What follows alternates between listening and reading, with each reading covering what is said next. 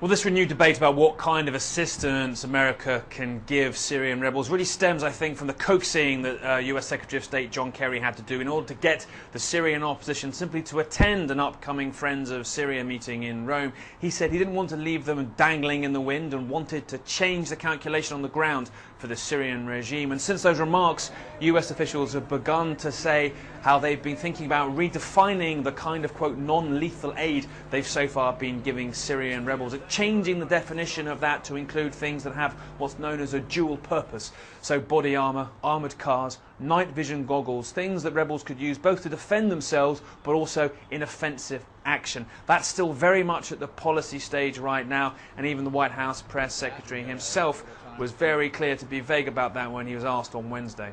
We will continue to provide assistance to the Syrian people, to the Syrian opposition. We will continue to increase our assistance in the effort to bring about a post-Assad Syria and a better path forward for the Syrian people.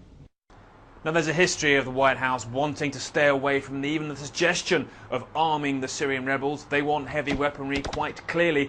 There was a plan, outgoing US Secretary of Defense Leon Panetta referred to in recent testimony, to perhaps even arm the Syrian rebels, that was agreed by the CIA, Pentagon, and even the Secretary of State at the time, Hillary Clinton, but that was shot down by the White House. So clearly the Obama administration very keen to not get involved in supplying that vitally required heavy weaponry. It appears to be coming in small quantity from other sources, perhaps paid for by Gulf states and brought from the Balkans, according to some media reports. But that large gulf between rebel expectations and what the US is prepared to deliver at this late stage has of course caused great resentment, and all this hangs over a time in which the Western world is trying to convince the Syrian opposition to sit down at the table, and Moscow is trying to get the Syrian regime to join those talks as well. But still, this gulf of expectation between what the rebels want and what America will supply persists.